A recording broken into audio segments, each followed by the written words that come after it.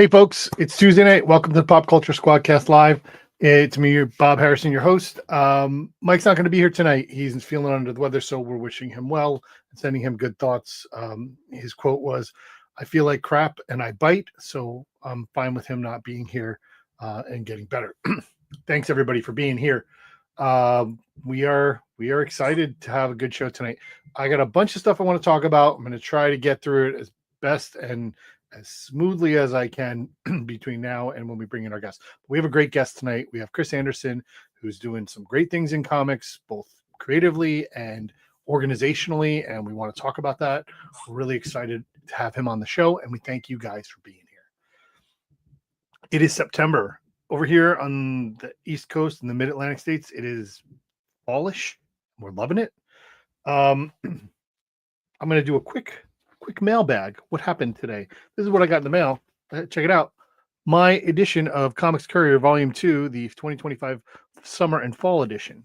For those who remember, we had Tiffany Babb, who's the editor and publisher of this fantastic newspaper, earlier this year when they were crowdfunding this edition.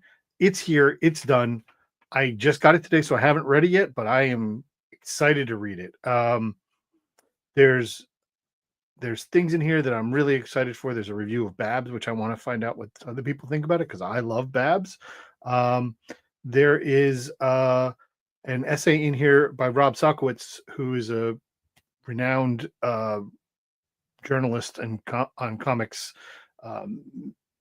business and publications, and it's called Jules Pfeiffer's Jagged Line, Connecting the Dots Between Comics and Culture. And I love that. I saw and attended Rob Salkowitz's panel at San Diego Comic-Con about Jules Pfeiffer. It was a tribute, but he definitely knows the material, and I'm looking forward to hearing that. There's some other really cool stuff here. There's some reviews on Big Jim and the White Boy, which is a nominated thing.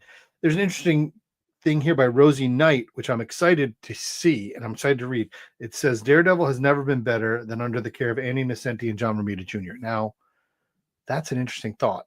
It's an interesting thought for me. That's my introduction to Daredevil. I was preteen or early teen at the time that Annie and John were on Daredevil. It was just after Frank and Klaus had left.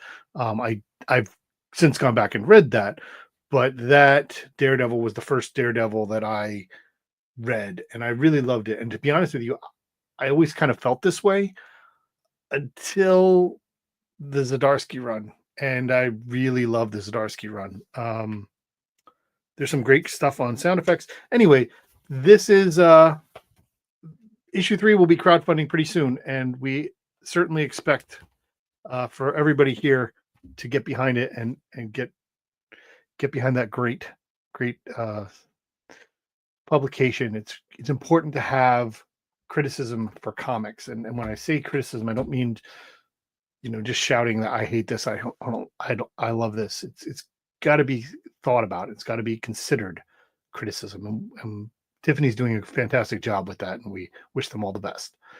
As I said, we're going to get to our guest pretty soon. Chris Anderson is going to be here, and one of the things I want to tell everybody, if you aren't yet, subscribe, like, follow, wherever. You can find Pop Culture Squad on almost all social media.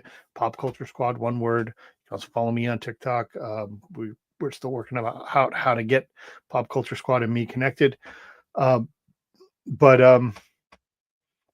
we want you to do that, so when we're going to be live or when we have things. There's a bunch of articles out this week. One of the things we're going to talk about, I'll try to get a couple of new number ones, but in the meantime, before we get to the other news of the day, Mike's not here, and I had kind of planned some stuff about the political news of the day. There was a press conference by the Illinois Governor J.D. Pritzker, and a couple of people have shared this online, and I think it's important. I think this is a fantastic quote. I love the fact that it comes from nerdy culture, like pop culture-y stuff. And I'll read it. There's a reason you separate military and the police. One fights the enemies of the state, the other serves and protects the people. When the military becomes both, then the enemies of the state tend to become the people. And this was said by Admiral Adama in the rebooted version of Battlestar Galactica. Um, I think it's true, and I think it's something that people need to be aware of. And as the days of the news get bleaker, let's try to remember why it's important for our government to be the way it is. Um, I'll leave it for that. I had more that I wanted to talk about, considering we are kind of talking about Chicago and it's Mike's hometown, but maybe we'll get to that next week with our other guests. So it's funny here on Pop Culture SquadCast. We end up having these themes that go through. We've spent a lot of time over the past year talking about Diamond issues. If you've been a fan of the show or you've watched us, you probably have seen the chyron on the bottom where we talk about Diamond issues. We're not going to talk about Diamond issues today, which is good. Ironically, though, over the past 3 weeks, 3 shows, this being the third, we have Archie news. 2 weeks ago, we talked about the fact that Archie's going to get rid of the digest editions that kept them flush, or at least running, for the last 60 years. They're going to move away from that format and that real estate that they own in grocery stores. Last week, we talked about the fact that there's going to be a new live action version of Archie written by Tom King. This week, there's more news. Today, I believe, came out the news that Archie is setting up a crossover with Diamond Entertainment, and it is going to be a comic book, Archie versus Army of Darkness. Now, I understand. Nobody expected this. Did anybody ask for it? I'm not really sure, but here we are.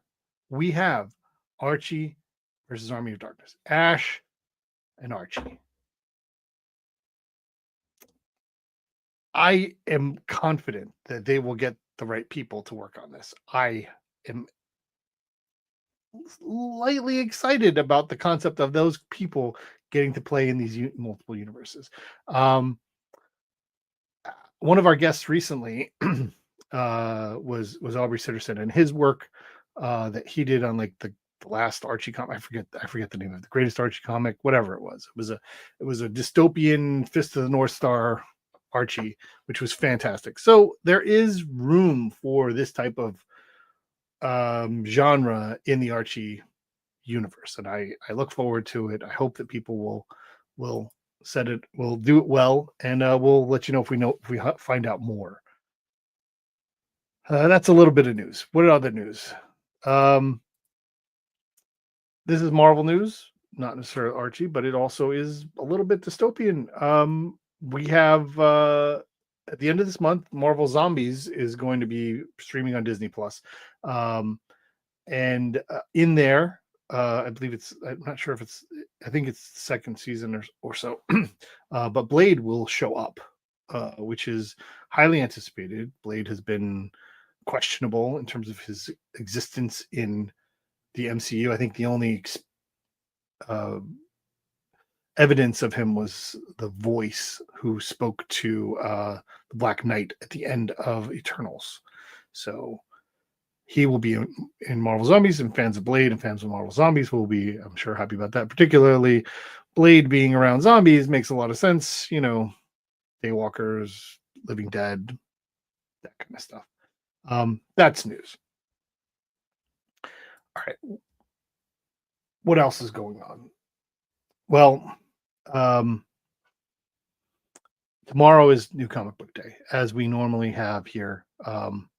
We talk about some new number ones. We talk about the new number ones that are coming out this week. If you go to popculturesquad.com right now, you will see an article that's listed there that shows the new number ones, and I want to talk about just a couple of them really quick before we bring our guest in. He's been very patient, and I appreciate him being here, and we're going to get to him really soon. I think I like this layout. Let's do this. Adventures of Lumen N. This book comes out from Dark Horse this week. I am excited about it. I'm excited because it's James Robinson and Phil Hester, and they're the creative team behind this, as well as Mark Deering and Bill Crabtree and Jim Campbell. I like the concept of these two veteran creators, and I say veteran without any age distinction. People who have done this for a while and know what they're doing to put this together. I think I'm excited to see what it's about. This book comes out this week. We've been waiting for this one for a while. This is Adventures of Superman, Book of L. It is the continuation of the work that Philip Johnson did in the Future State crossover miniseries, whatever, when he first started working on that. There's some things, some plot lines that he's been laying throughout his Action Comics run that are going to finally get filled in here. I know that they're, speaking to Philip, personally, I know they've been really careful about trying to make sure that this is done well and on time, and that's part of the reason why it was delayed. Also, to let the Superman movie get in front of it, and so this finally comes out this week. Also, there's a new number one for Batman. It's the first time since 2016, I believe. So it's 9 years since there's been a new number one for Batman on the main series. New logo. Not a huge fan of the logo, but still. It's Matt Fraction and Jorge Jimenez, and I really like Matt Fraction as a writer, and I'm looking forward to seeing what he has to go here.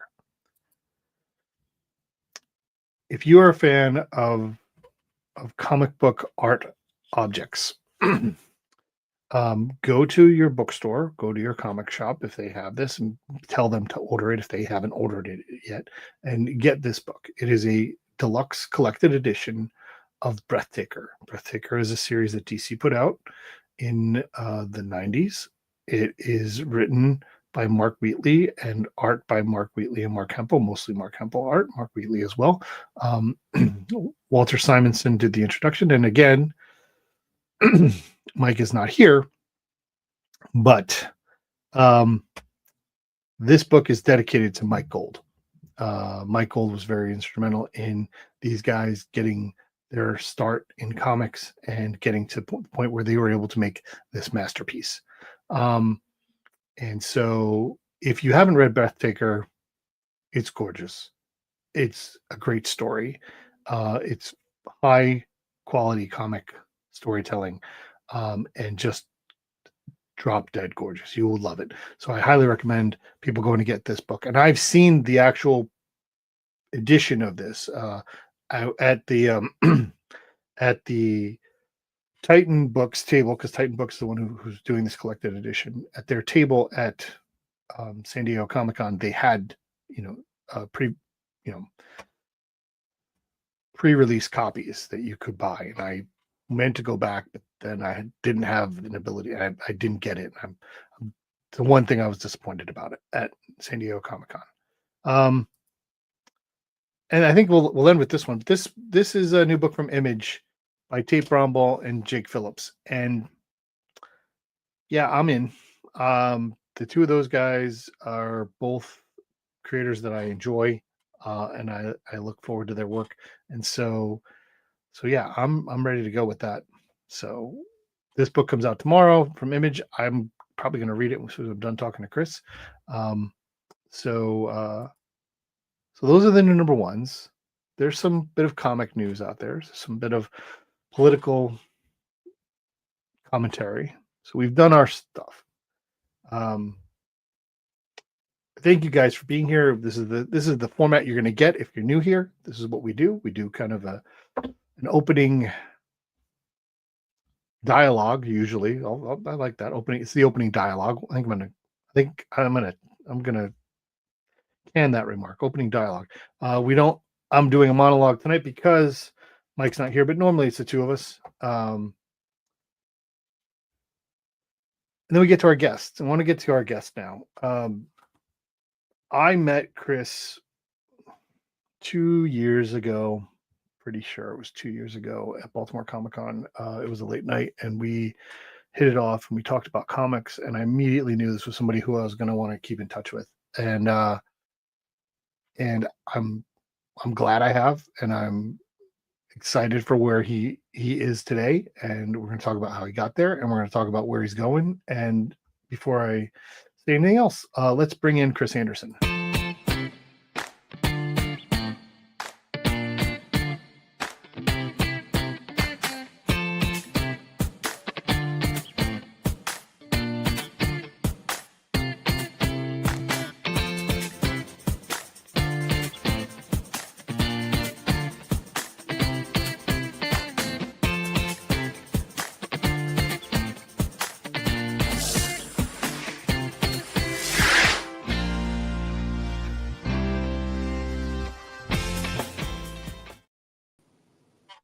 Hey, man. Bob Harrison, how did you get in here? How did you? Where are you? I am in a literal cabin in the box? woods. Yes, coming to you. I've fled from all the horrible news that happens every day and run to the middle of nowhere in central Minnesota in a cabin in the woods. That's where I'm at. Fantastic. Well, I'm glad you're on vacation, and thank you for taking time out of your vacation to join us and talk to us about some stuff. I'd like for you, if you can, share with our listeners and watchers, how did you get here? Oh, wow. That is Minnesota. I'm sure there was a plane involved in that. Yeah, plane, a car, a couple of other things, dog sled. How did I get here? I loved comics my entire life, and I'm not one who believes in the fates or anything like that, but I definitely always knew that at the end of the day I was going to be a comic creator. And I drew like crazy when I was a kid. When the 90s hit, it was just like injecting candy straight into my veins as a young teen, and it was like I have to do this for a living. And then, of course, everybody then was making, millions of dollars every month making comics. So it was lucrative too. So, I had to go down that path. But right. By the time I got to college, it was pretty clear that those days were going to be over. If they weren't already, they were going to be pretty quickly. So I also played music, and I moved to California from Minnesota. And right when I was 19, played music for a long time. I did a lot of odd jobs, then became a preschool teacher for like 18 years. Really? Yeah. And on the side, I also did storyboards for commercials and TV shows and things like that. But comics was always my number one love. There was a period of about 10 years where I was just playing music and doing small tours and things like that, and didn't even draw. But it called me back. And I would say about 10 years ago, I started getting back to being serious about it. Took about 2 years for me to be able to leave the day job and be able to survive making comics. And so for about the past 8 years, I've been just hustling and doing it, and trying to push it, and kind of feel like I got a late start, so I'm burning the candle at both ends and going about as fast as I possibly can. So it's never too late to start. Of course not. So that's the important part. Right. Storyboard. You Mm-hmm. said you did a lot of that kind of before you got into where you are, and how does that translate to making comics? It's an interesting concept. We've had some other people on the show who did work in that, but how does the concept of what is an assignment like, and then how does that work as a sequential art storyteller? Well, I would say that storyboarding and comics are cousins. That's fair. They're not. It's not a one-to-one thing. There's definitely a different language involved in doing storyboards. There's a different way that you have to think about how you're laying down shots. Because if in a storyboard, if you're doing a shot and you're coming, from a bird's eye view and going down, well, now the production has to get a crane and it costs money, and there's like a lot of things to consider. And you have to know different, lenses and lighting terms, a whole separate category of terminology and things like that. But then you also need to be able to quickly and clearly tell a sequential story. And so that is sort of where the two meet. And clarity above all is the same in comics and storyboards. So it wasn't too hard to figure out how to do the storyboards, having come from sort of a novice at the time comics background. Okay, that's pretty cool. I mean, like I said, it's an interesting art form that they're, like I said, like you said, they're cousins, and that's I think that's fair, but it's different muscles that are flexed. What is it about comics that made you know that you always wanted to be doing this? Now that you're doing it. Well, there's a variety of things that all sort of add up to one whole number, which is me, I guess. Mm-hmm. For some reason, it just kind of, first of all, drawing was always something that I just loved to do, and so I always knew that I was going to do something with that. I picked up on the fact that I had a talent for it very early on in age, and I enjoyed doing it. So of course, when people and teachers are going to heap praise on you for something, you're gonna want more praise, so you keep going with that. But I liked the creativity of it, and I liked creating worlds, and I liked creating characters, and I liked just doing different fun things and experimenting with my art and with my own creativity. And I found it to be just something that I just loved to do. And then, like I said, in the 90s, when there weren't too many comics that really sunk their hooks into me. Of course, like 89, the Batman craze was going on, and that sunk into everybody. And that actually got me to look at more comics. So I was pulling in whatever Batman comics were coming in at that time. But then you would go to the spinner rack in the 7-Eleven and you would see like Todd McFarlane's Spider-Man at the time.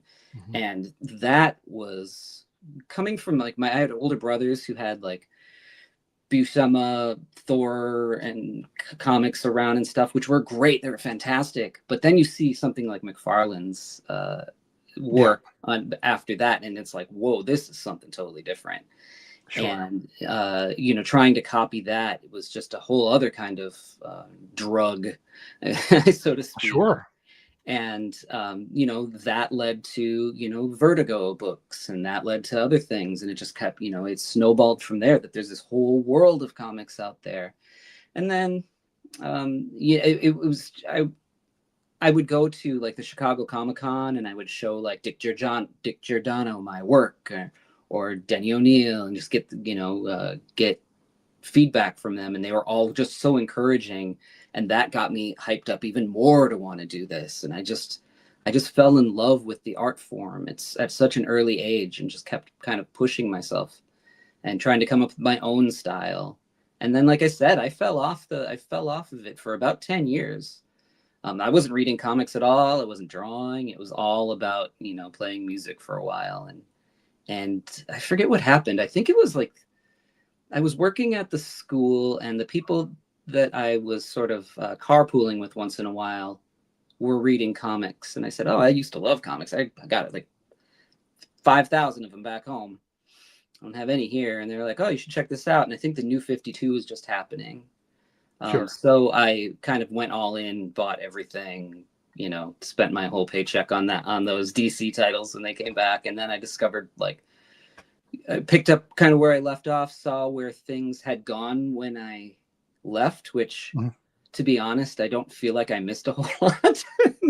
Well, but then there was a lot of And of course that there's exceptions to that, but I picked up like some Sean Murphy stuff, and I went, oh, people are doing really interesting stuff still.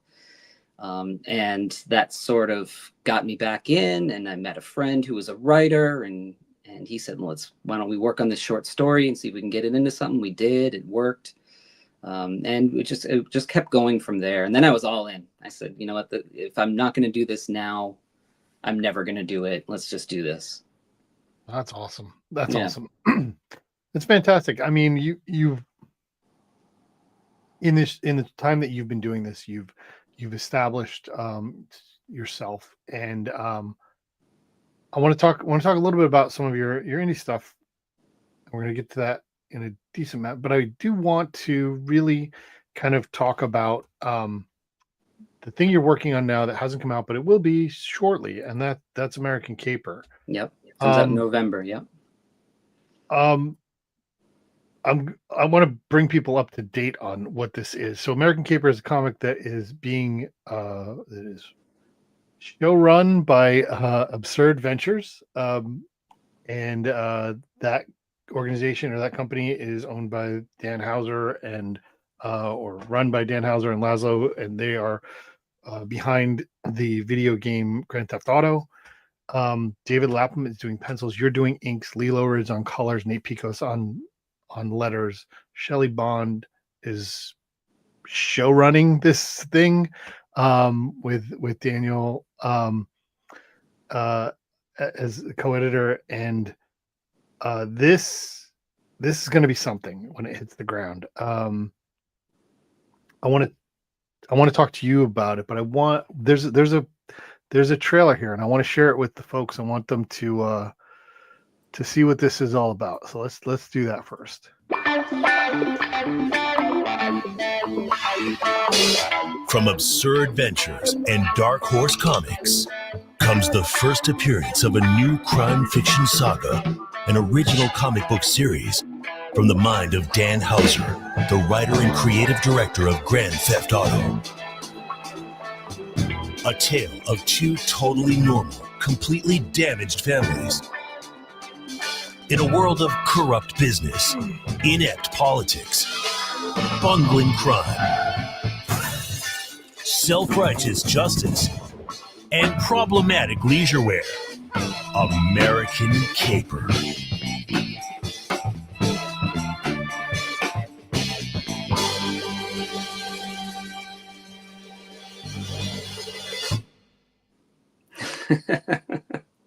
They went all out for that one, huh? Certainly did. Yeah. All right. Why don't you tell us how did you get involved in this story? So there've been a couple phone calls that I got that throughout my career that sort of changed my trajectory. The first one I think was probably I got a call from Tim Seeley about Creep Show, and he said, I've got a script Greg Nicotero wrote, and it's 12 pages, and it's a 16-page comic script, and they need it turned into a 12 pages of art, and I need it in 5 days or something like that. And I was like, whoa. And he said, oh yeah, by the way, do your best, Bernie Wrightson. So that was a huge call. It was the first time that got called up to the majors, let's say. Sure. And then there were a few things in between then, and then all of a sudden, skip ahead a few years, I get an email from Shelley Bond. And so Shelley and I were familiar with each other. Obviously I know who Shelley is, but she was familiar with me just from the Los Angeles comic scene and things like that. Met a few times, kind of tabled near each other at shows. Didn't ever think that I was really on her radar until I got this email, and she said, listen, I'm going to be editing this book. I'm going to give the creators, it was Simon Bisley started working on this book, designs and things like that. And for one reason or another, he's not going to be able to finish it. So they want to get somebody else on. And they said, it's between you. If you want your name to be thrown into the hat, I'm going to give them another couple of names too that were bigger names, much bigger names than me, Sure. legends, in fact. And I've said, okay, that's never going to happen. Like if these people have any sense, they will pick the legend. But she turned right around like a couple hours later and said, you know what? They picked you. They want you to draw this. So we got going immediately on it. I sort of took Bisley's designs and sort of made them and did my style on them for character designs. And then there were a bunch of other characters that had to be designed. So I started working on those. And as we were going, they kind of said, well, you know, we wanted this to be off the ground a lot sooner than it is. So we've got to either get somebody to ink you just to speed things up, because these are like 26 to 30 page issues, you know, and or somebody to do layouts. And Shelley said, I think I can get David Lapham to do the layouts. And I said, well, that's it. You need to call David Lapham, you know, Right. basically, you know, like, Sure. please, if somebody's going to be doing my layouts, you know, anybody's going to be doing my layouts, David Lapham is a heck of a guy to do it. He's, I mean, probably the best in the business as far as storytelling goes. There's a discussion to be had. He's in that discussion. Yeah, right. So yeah, we got to work pretty quickly. And since it is sort of my artwork at the end of the day that they wanted to sort of see, so what David does is he kind of does, it says pencils, and he does pencil. He pencils tighter than layouts. But then my job is to go in and sort of bring down the opacity on that very, very much, and then kind of re-pencil everything in a way so that I'm not influenced too much by his style. And so it's very, if you look at it, you can tell right away by looking at it that is a David Lapham story, pacing, everything, the way that everything is laid out, you can tell. But people will be kind of, people will probably notice, anybody who knows David's work will notice that it doesn't exactly look like his rendering. Right. So that's sort of how we worked it out. And David got involved too with sort of like helping flesh out and make the story more cohesive too. So he's doing a lot of lifting there, and then I'm doing a bunch of lifting on the other side. And then we got Lee Lowridge to color it, and we got Nate Picos to do the letters. And yeah, it's been just really, really a great experience. I just wrapped up issue 7 yesterday. So you're done penciling. You're done with the art on issue 7. Right. Yep. Issue 1 comes out in November. Correct. You guys are in great shape. We're in great shape. Yeah, we're going to basically, I think by the time it comes out, we'll almost be or will be done with the first arc, which will be 12 issues. Okay, so it's a 12-issue arc. That's a heavy start, you know, especially in today's world. I love that. Yeah. I love that it's also the first arc. That's the plan right now. Yep. Sure. So as long as people love it, which please, go place your orders now. There's the plan is to have a couple more arcs. Oh, that's fantastic. Yeah. This is, like I said, this is a really interesting concept for you. How do you? I love how candid you were about how this whole thing came together, and I think that's super awesome. You are now basically drawing over David Lapham's layouts. What are you learning from that? Most of it I am learning by osmosis. Sure. I'm learning a lot. I figured there's a lot of that. Like yeah. There's a lot. Like the next time you go to do something, you'll be like, oh shit, I don't even know where that came from, but it came from that, right? Yeah, it's already happening. It's I'm learning a lot from David, and I'm learning a lot from Shelley. Shelley's been great. I'm picking up how to pace things better, and I'm watching sort of the way that he is handling the script. It's sort of the process for making this comic is interesting. I'm not sure that there's actually like a laid down script per se. it's very loose, whatever it is. I'm not really privy to that side of it. But then Were you before you brought in David? Did you have script? You kind of start working on pages, or yeah. There was a script, and then David came on real early. I had done some layouts, and there's some like fake ads that are in the that go along in the pages of the comic that I had finished and did things like that. But then he came along pretty early in the process just to move us so we could go as lightning fast as we possibly could.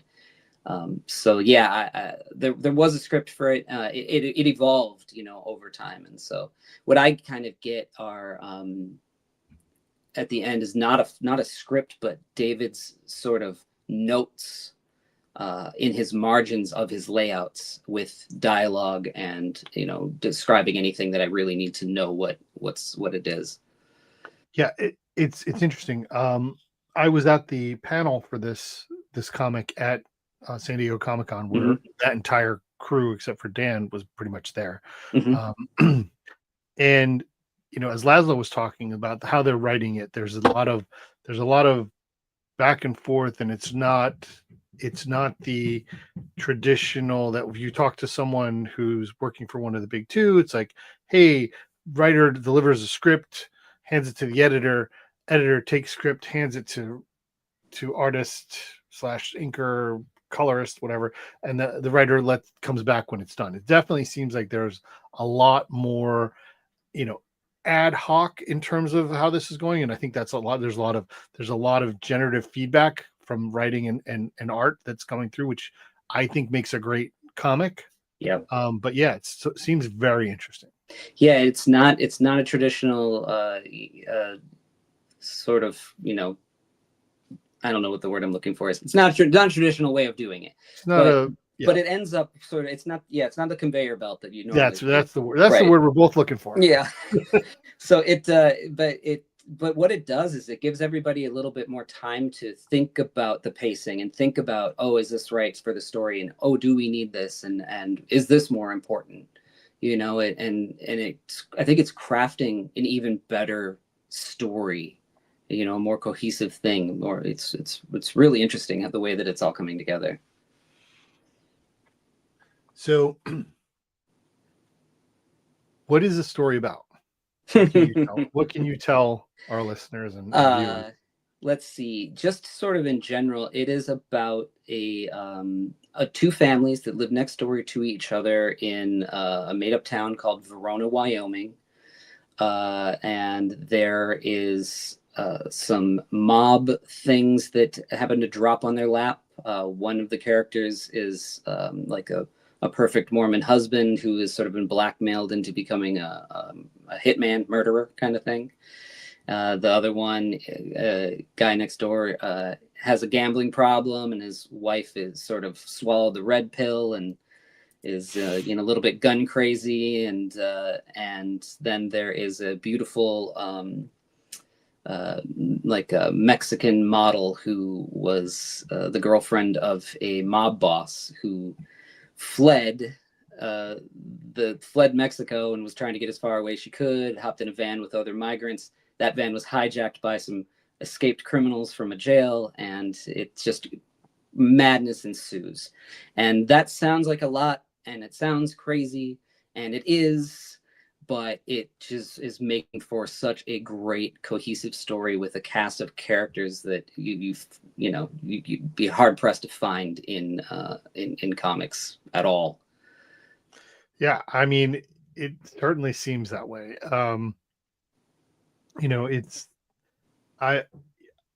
One of the highlights, or one of the let's put a takeaway. One of the takeaways from San Diego for me was this comic. That's something like I left there and I'm like, I need to make sure I pay attention to when this is coming out, because that was something that I definitely hit me. You guys did a signing where you guys were all there. The panel was there.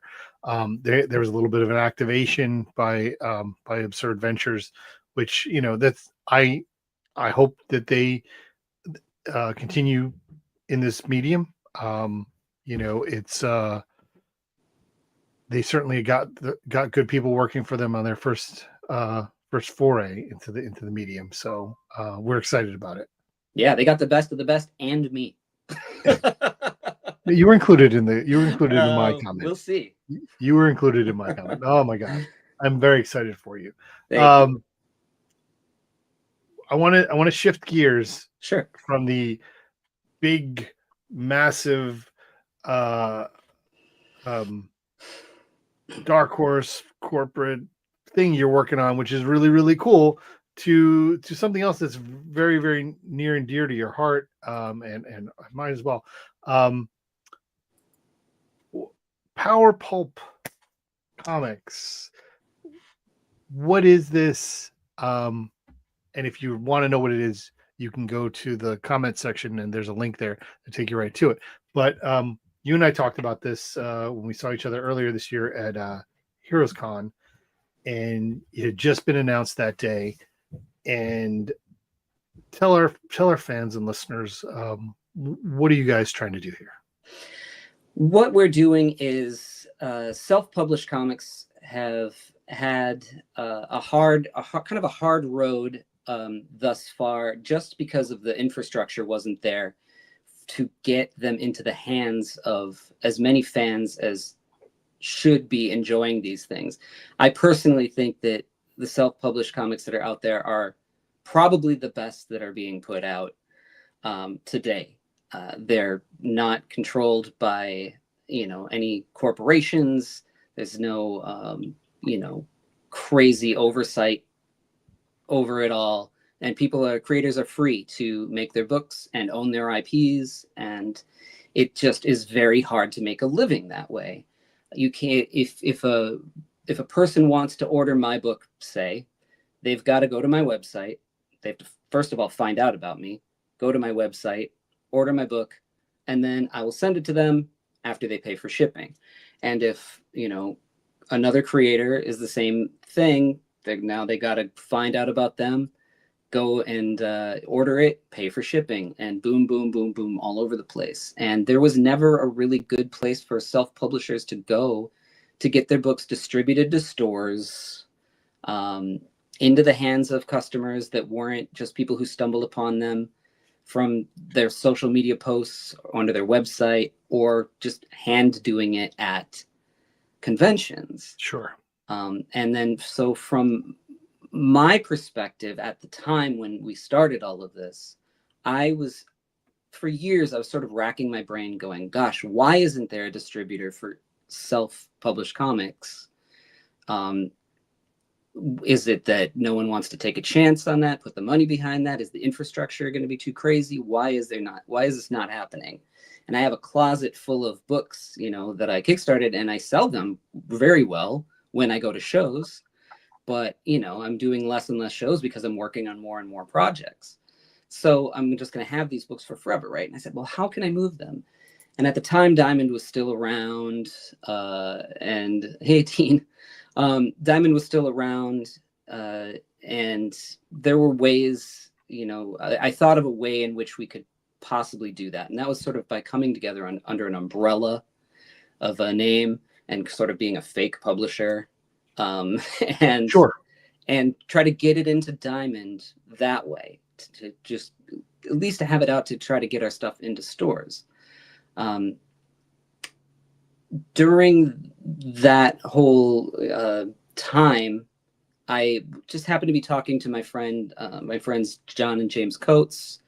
I do a YouTube channel. I have a YouTube channel, and part of it is we're going through the Chris Claremont run. So I was talking to those guys about stuff all the time. Yep. And then I was talking to Jamie Jones of Baboon and Spakal fame, and he was sort of thinking of something along those lines too. And so it was in the air.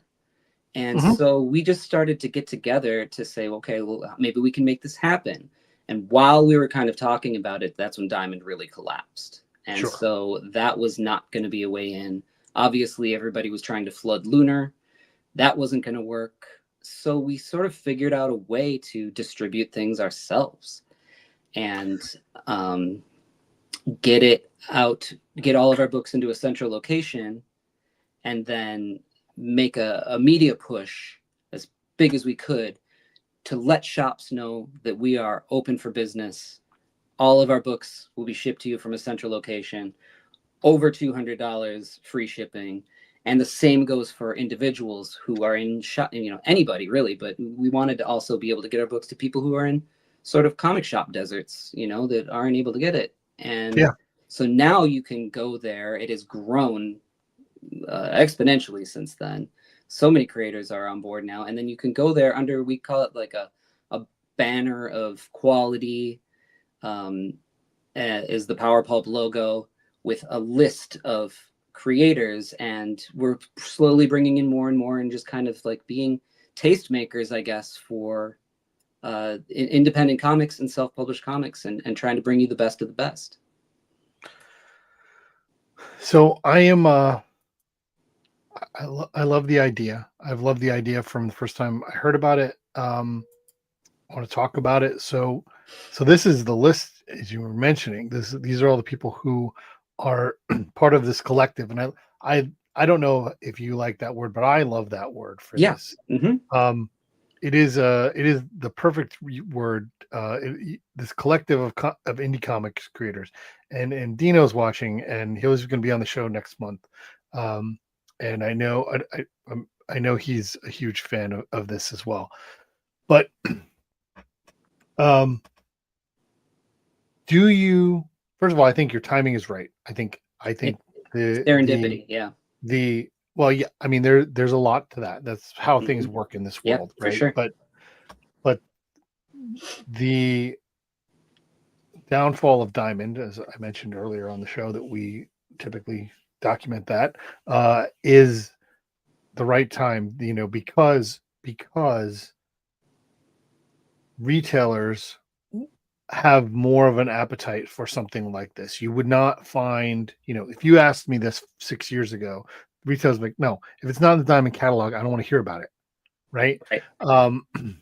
And now they don't have a choice. There's no Diamond catalog. There's nothing. They have to go here. They can't get their DC from this place. They have to get their DC and Marvel from two different places. So they're already used to the concept that there are at least two distributors I have to deal with. So what's this third one? Maybe I'll get some stuff here.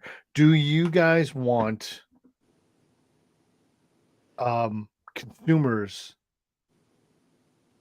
who have access to comic shops to advocate to their retailers? Yes, 100,000%. In fact, we're making a huge push to get into more stores. So if you're listening and you go to a comic shop and you love these books, sort of straddle two worlds between the sort of indie Fantagraphics crowd and the big two superhero crowd. They're sort of the Venn diagram is very big with all of these titles that we have. So no matter what you are into, you're gonna find something, maybe everything, that Power Pulp has to offer. And we would love to just get them into more shops, because the more you see something in a shop, I find anyway, if I go and I see a book that looks interesting, I might not pick it up the first time in the shop, but I'm definitely going to pick it up the second time if I see it in another shop or the same shop again. And I think that the shops are, they're small businesses.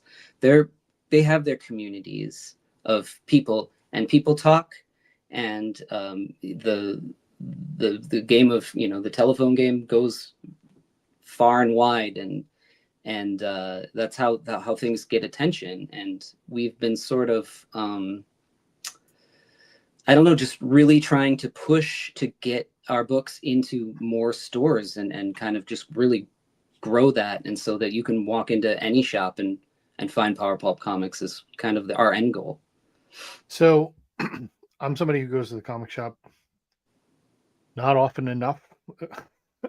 I think that's almost everybody, right? But that doesn't stop my list from growing and my stack from growing. But if I were to go to Power Pulp Comics and I saw the comics that are listed here, we're gonna pop this up and take a look at this. Let's switch here. So like these are some of the comics that are there. You got tons of stuff from Jim Rugg. He's part of your group. You got stuff from the Coates brothers you were talking about, and then and your work as well. And there's just so much. There's a great catalog of stuff. If I go here and I say, hey, I'm going to get that book and this book and this book, I could then go, or maybe I would go to my comic shop and say, hey, I think you guys should order some of this stuff. Here's the site. Why don't you order? I'm going to order this.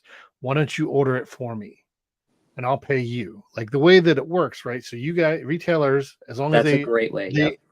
so retailers will, as long as they, justify that they're retailers, they have the ability to buy everything. Is that a discount from 50%? Yep. So it's a 50% discount. So if I'm gonna let's say I wanted Beef Bros by the wonderful Aubrey Sitterson, who was on the show a couple weeks ago, or Stone Master. These are two books that were like ridiculously good and yet not easily to find. Let's say I wanted that, and I say, hey, I want to buy this book. Why don't you guys buy it from them and maybe get some other stuff, and you buy it for 50% off, and I'll give you the difference because I'll buy it for retail. Like that's how it works, right? Yep. That's a great. I think it's a great model. I think it's something that people who are familiar with Power Pulp Comics should be talking to their retailers about it. I mean, obviously, that's not. This is a. You guys are in the beginning stages, but like, hey, I'm excited. I also know that there's a local store to me, Atomic Comics in Baltimore. That is one of your retailers, and they are one of our biggest supporters. Yep. And if I had to guess, I would have said that from the beginning. It's a great store. It's not my local, but it's a shop that I will go and look at stuff at. I'll usually walk in and buy some stuff from there. It's not, my local because it's a little further for me, but that's definitely someplace. If I'm looking for something weird, that's where I'm going. Talk about tastemakers, right? Right. Exactly. Yeah. But I love that concept. I love the idea of that. Yeah, and we're all sort of individually as creators, we're all our own kind of small businesses, and so we get the margins are small and everything, and it's right. hard. It's hard. So we understand the plight that comics shops go through, and so we also want to hear from shops to find out, what we can do to help you sell our books. We will, if you email us, it is us that you are getting. It is not somebody working in the mailroom that's, sending out a form letter back to you. This is us. We're doing this all by hand. And so, we get it and want to partner up with all of our shops. So this is the list of some of the shops that currently have or partners with you guys. If there's something on your list that's close to you, make sure you go by and tell them how much you enjoy Power Pulp Comics. I had a question. So I know you guys are kind of, not looking to expand your creatorship at this point you're growing in measured ways. Right. But what was the pitch to creators to be part of this collective? It was, it's really funny because I think a lot of people, when I first approached them, thought that I was selling snake oil. Sure. Or trying to pull one over on them, especially if it was a creator that I didn't know very well. Even ones that I did know, actually, were kind of like, what's your game here? Because creators that come on board, we don't take a percentage from anybody. Every dollar that's made by creators at the end of the month gets sent to those creators. And so that was kind of the pitch, is that we're trying to do this thing. You are going to need to be involved in it. I know for a fact, so-and-so, that you are doing A, B, C, and D to try to make a living as a self-published creator. C and D, if it was spread out amongst 20 other people, will be off of your plate. It'll make your life easier, and you'll sell more books on top of it. And you just might need to bring whatever special thing that you are good at about selling your books or getting the word out or making things better. Bring that to the table, be part of the discussion. We have a Discord a private Discord where a lot of this stuff goes down, and people are active and pushing things out and just kind of celebrating and championing everybody else's work. And so that was sort of the idea. And then some people were kind of like, well, we've got 5 people that are about to come on board. One of them is a very big creator that people will be like, what? And we said we had a Zoom meeting with them, and at the end they said, do you have any other questions? And the only questions was, yeah, so what's the catch? Sure. Like, the catch is that there is no catch. Like, we're trying to just make as healthy of a thing for comics as we can. Self-publishing comics has just the tightest margins, and we don't want to take anything from anybody if we don't have to. That may change in the future if we grow, but we tell them that we. Oh, go ahead. I'm sorry. How does it work? Like, so if you tell me that if let's say I'm an individual and I buy a comic from you, a comic from Jim, and a comic from Aubrey, and put them all in my cart, and I say pay, and then they're going to show up. How's that work for the consumer? So the way that works right now is that John and James Coates live in Iowa, and they live near each other, and they have some space, and so they are storing everybody's books, and on the weekend they get together and quickly send out whatever orders come in. So they are doing a lot of literal heavy lifting with that stuff.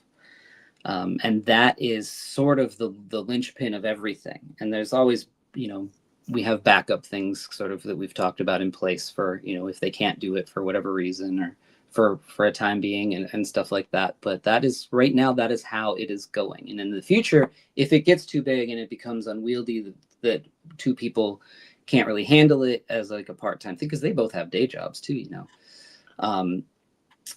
then we'll figure out how to get some more space and hire somebody. And at that point, it might be a thing where we have to ask people for 5% or something like that. But we do plan on doing some fundraising coming up in the future, some things that are going to be shop exclusive. You need merch. Yep, we're going to get merch. Merch is coming. And things like that. We've got some Black Friday, Small Business Saturday things coming up, and some small fundraiser things. Like I said, it's like store exclusive things that you won't be able to buy as an individual unless you go to a shop. Just trying different things to entice people to get us into more stores and to get things going. And we're creative people, so we're constantly thinking of things. And sometimes something's laid out and everybody kind of goes, yeah, but maybe we can do this better this way, or maybe makes more sense to do this or that. And evolving. I have a sticker on the back of my phone. I'd be happy to swap it out with the one that's on the screen. Okay. Yeah, we'll definitely be getting more of that stuff. We do send some little things and stuff to people in shops when they place orders, but I don't think there's any specific Power Pulp merch in there yet. But we will be doing shirts and things like that. So now to follow on my other question about like an individual, let's say I'm a store and I want to get 5 copies of Chaotic Neutral, right, to put on my shelves. Yes. Same process. Now I'm going to pay. Let's say I'm getting 5 copies of Chaotic Neutral, and you know what? I'm just going to add it up so that I get to $200 and I get my free shipping. Yeah, exactly. So I order $200 worth of stuff. I'm going to sell for $400 and get it for free shipping. How does that work? Same process. The Coates brothers are the ones taking care of it. Yep. So as a incentive to get into shops and have that shipping thing, that is the one area where we asked everybody and everybody agreed that that we would do the math on the shipping, and that shipping a dollar amount would be sort of taken out of whoever's books are part of that order, right? Or part of that order, yeah. And really, right. Shipping isn't much anyway, so it's it's so small. That's the point. Like, I think you guys, I'm super excited about how you guys are like saying, hey, look, this is serving a need, finding a need that's missing and finding a solution for it. So many times we have problems in society and in this industry, especially where there's a problem and everybody bitches about it, but we don't Yes. come up with a solution. And this is a solution to something that can be that makes things better, gets more comics in more people's hands, interesting comics, different comics. And I'm 100% behind you guys.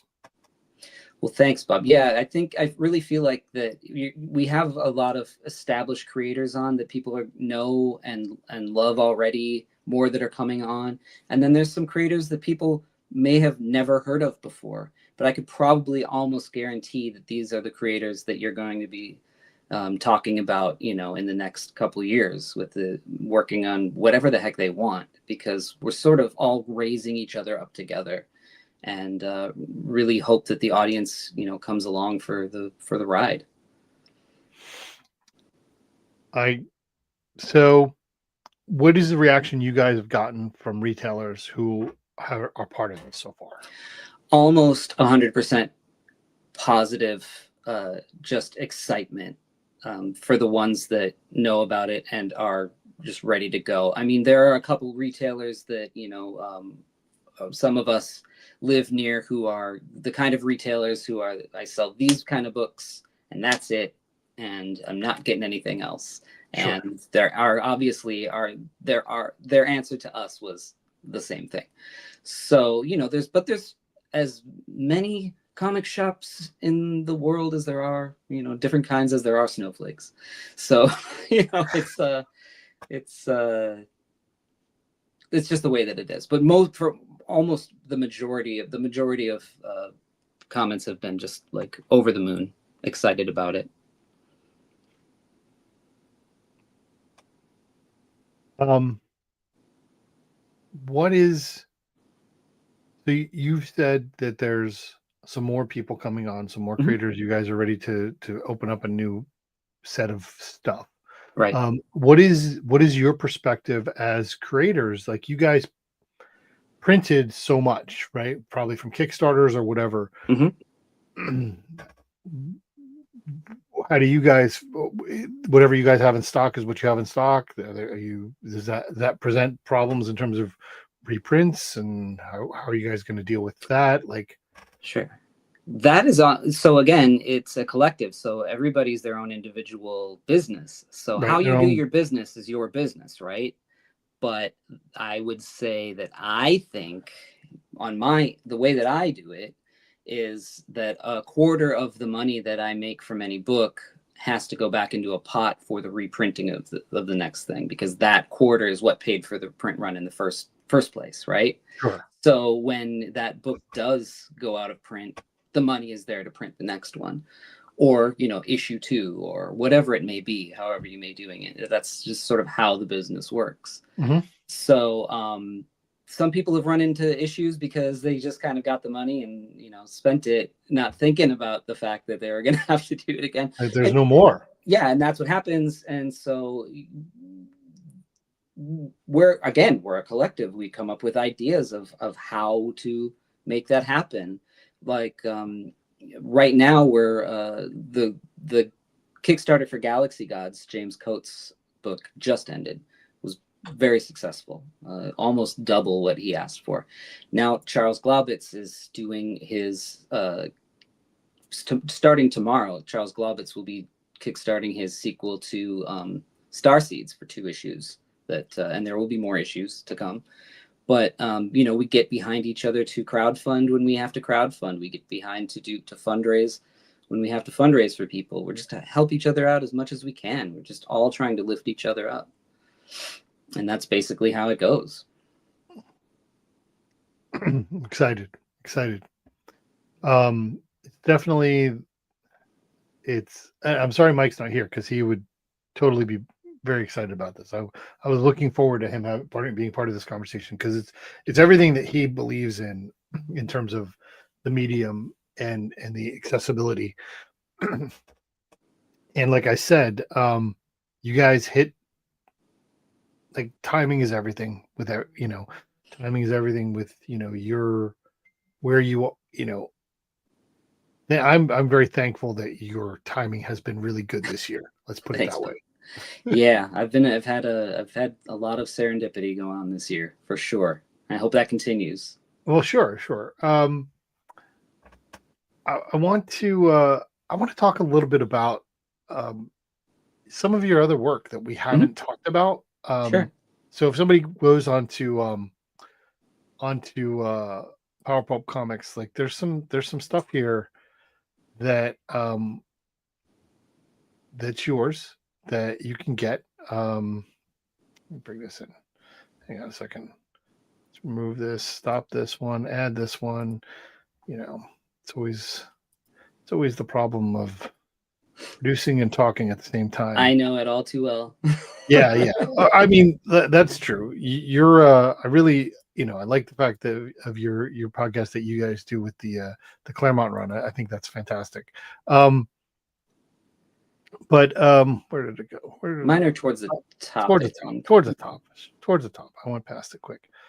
Um Chaotic Neutral. Sure. So I love Mark Sable's writing. I enjoyed Looks his great. work. What's this book about? This book is sort of a fantasy RPG inspired and actual RPG comic. It is, we call it the RPG that your satanic panic fearing grandmother thought that you were playing. So we really kind of go full bore. There's actually a character that sort of looks like a boar in there, so no pun intended. But full steam ahead with the violence and gore and sexuality and things like that.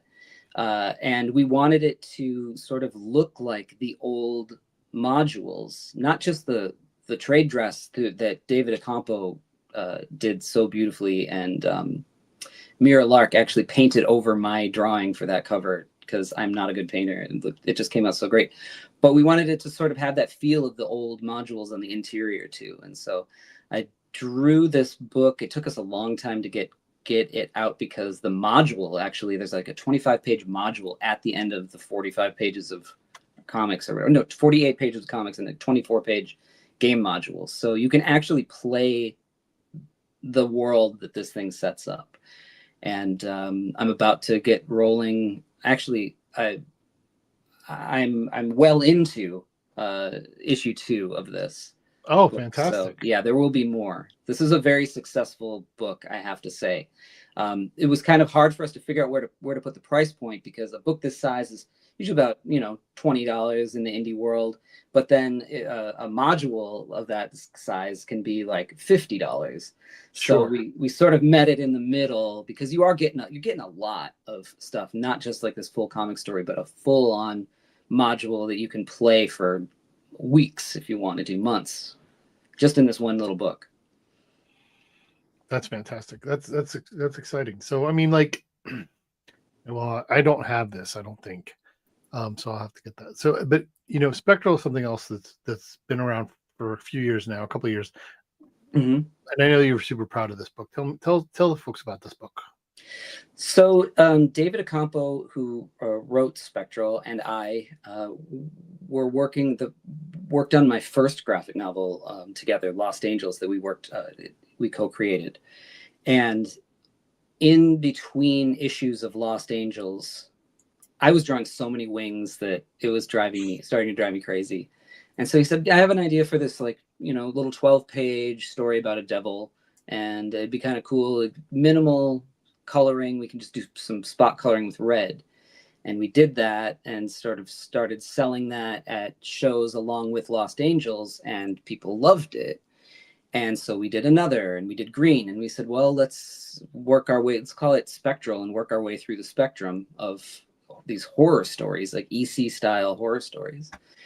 And this book sort of started kind of weirdly telling us what it wanted to be, because as I was working on it, a friend of mine builds puppets, and he loved the designs of the characters, and he said, I want to build puppets out of your characters. And so when it came time to collect this thing, we said we had to have this like a horror host of some kind, some cohesiveness to pull it all together. And so we came up with Professor Spectral, who rides around in a puppet wagon, and the puppets that you see there in all the different colors are based off of the puppets that my friend designed based off of my characters. So it all just sort of came together. Yeah. And so there's 6 creepy tales told by this insane puppet master to children who should not be listening to these stories. And so this book is a ton of fun, and we got a lot of really great pinups in it, and it was a good one. That's fantastic. You know, when I'm looking here, and we're on the site, the Power Pulp Comics site right now, and I'm liking, you know, what you got here in terms of what you're saying things, but this is interesting too. You know, you have you're putting the stock there. I mean, like that's important. This is, like I said, that for people who are just coming into this, this is an indie comics collective where you can go to one shop and get a whole bunch of different indie comics creators' work. That you can't get through a regular distributor. I think this is a idea whose time has come, and you guys are doing a great job of it. So I mean, we're just, you know, as I said, we've passed through this. There are things on this list that I know that I've seen on Kickstarter over time. You know, where things, I think there's a couple of things on here that I actually backed on Kickstarter. Mm-hmm. And you'll find these at your local indie shows. There are plenty of, not enough, and at your regular comic shops, because a lot of you guys will be at shows, you know, hand selling this, and which is the hardest thing, I think, in being a comics creator, is hand selling your work. It really is. And, you know, we can't be at every show, you know, we can't get to every different place around the country. So getting into shops is going to be a big game changer for comics creators. And like I said, with all the money going back to the creators, this is going in a direction where we can once again make comics something that people can live off of. You know, it can be our a creator's full-time job. And then if they're able to craft these things all day long, they're going to bring you even better books. So the more people who, you know, shout out Power Pulp to the world, and the more shops that come and sign up and start pulling our books in, the more we can make that a reality and bring you even better books. So this is kind of the last question on Power Pulp, and Sure. we will share it out, and we will talk about it going forward, and we'll have you back. I'm sure we'll talk about some other things. But where did the name and the logo come from? The name came from, we worked through a bunch of names. It was the name was the hardest thing that we had to go with. And we wanted off the top of my head, I can't even remember half of them. There were some really strange ones, some really great ones. And I don't know, I'm just speaking for myself. When that one came up, I was just sort of like, okay, that's good. Fine. I'm fine. I can't anymore. But everybody else just absolutely was like, this is perfect. And I was like, if it's perfect, it's perfect. If everybody, this is a collective, this is a democracy. There's got to be democracy somewhere, right? This is how it works.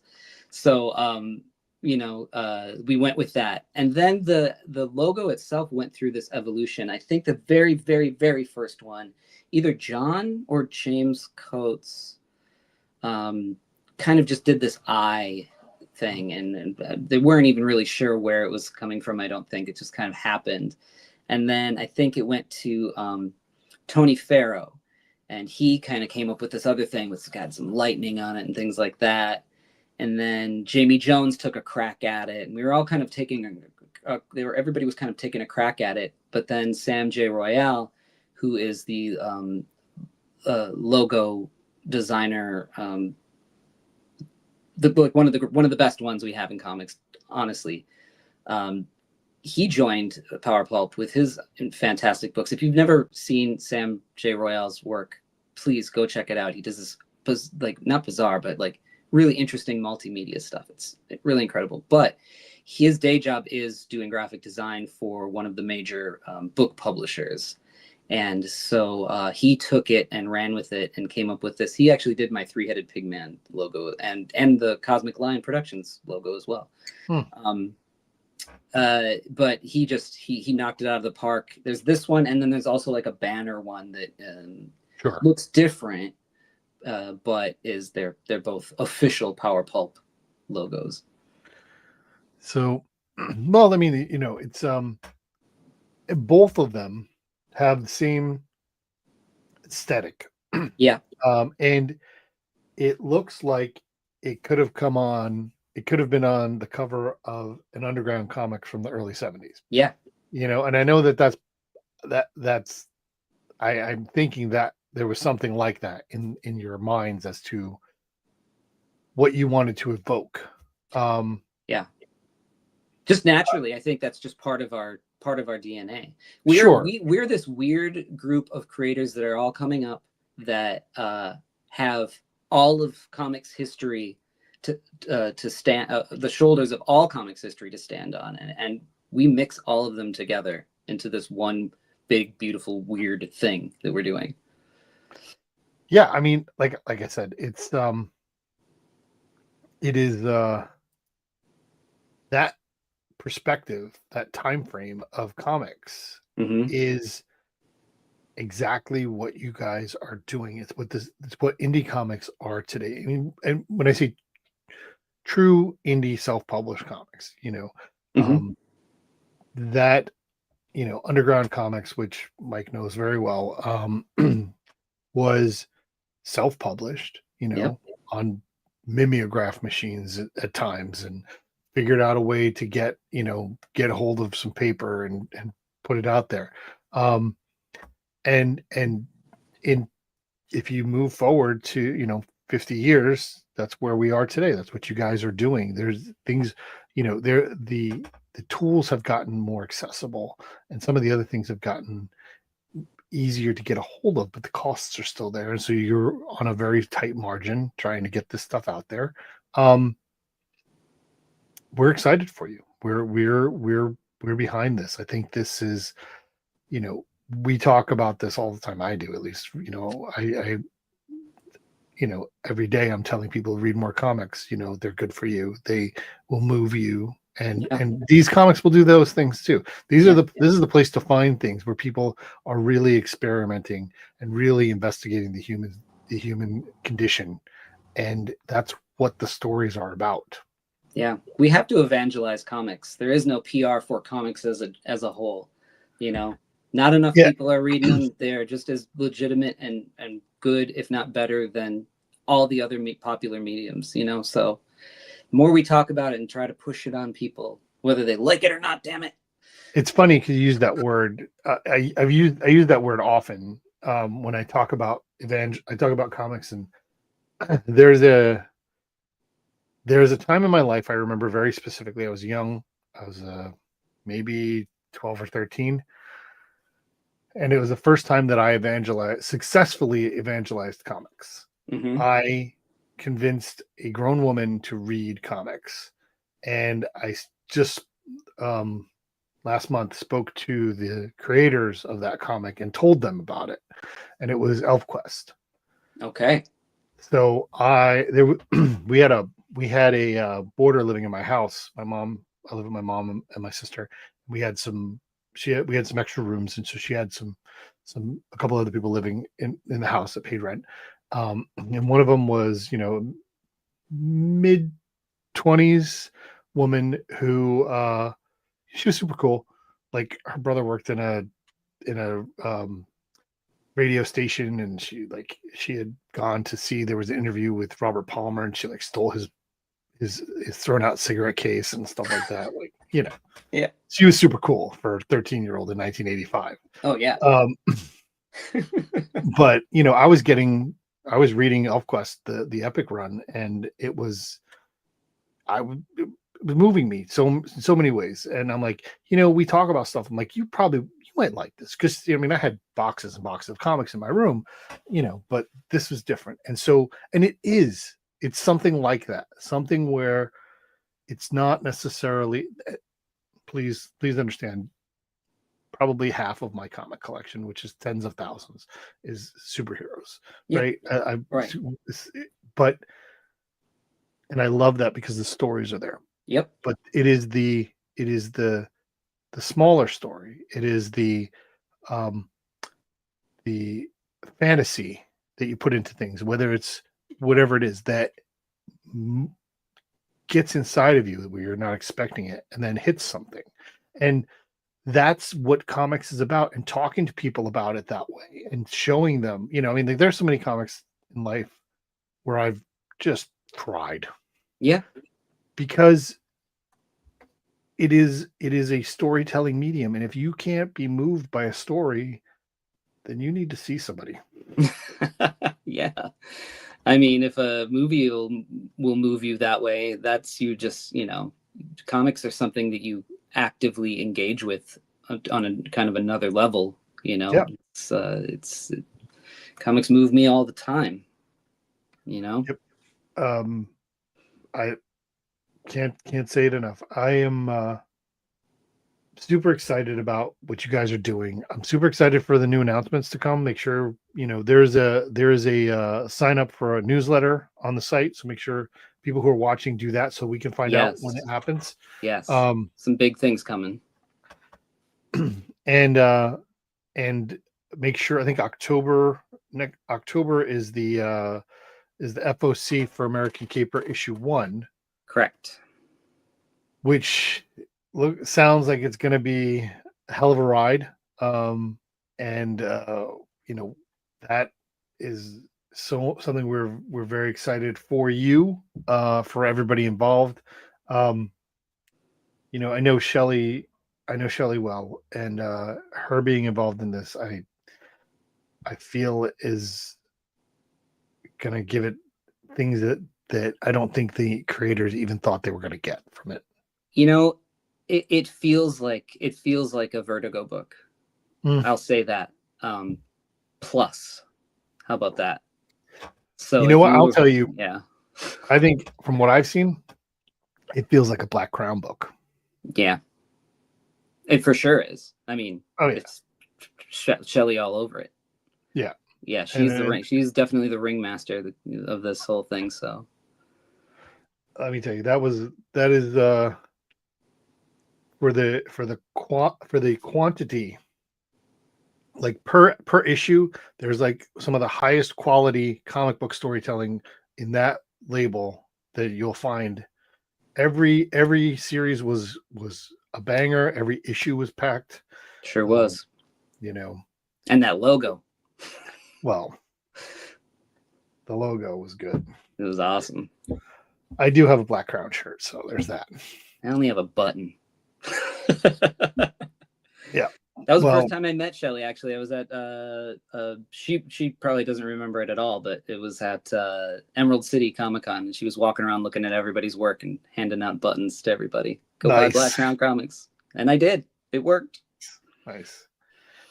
Well, Chris, thanks so much for taking time on your vacation to be here. No, I'm not on vacation. I'm just in the woods. Well, listen, thanks so much for taking your time from being in the woods and not in Los Angeles to be with us.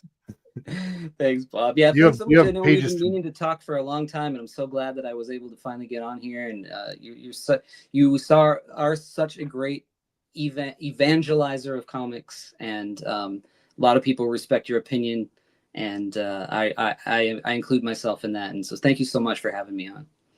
Thanks, Chris. Really, really appreciate you being here. We'll be in touch, and enjoy the woods. Thanks, Bob. All right, folks. That was a lot of fun. I had a great time talking to Chris. We are going to call it a little bit early tonight because usually that's what happens when it's just me and my voice starts to run out. I've been doing this for about an hour and a half now. Next week, we have a guest, and it is going to be a lot of fun. If I haven't said it now, and I know I have, so I'm gonna stop that little piece of thing. Like, subscribe, follow, whatever it is, so that you know that when we're gonna be live. We have our guest next week is Matt Bors. He's a cartoonist behind a lot of the work at the Nib. He is currently working with Ahoy Comics on the Toxic Avengers, which we're probably going to talk a lot about. He's working on also the Toxic Team Up book. He's also done Justice Warriors with them. He does stuff with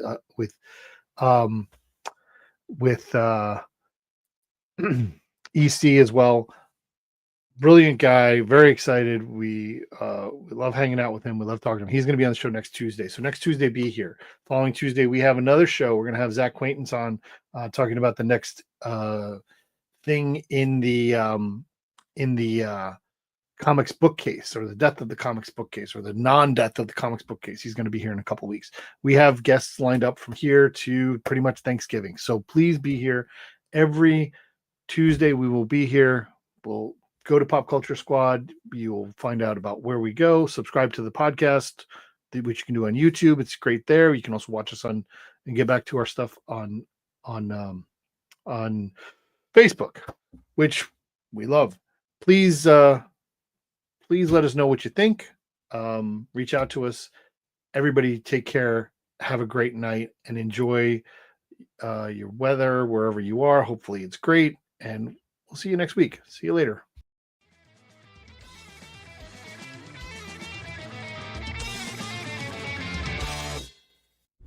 This has been a production of the Pop Culture Squad Network.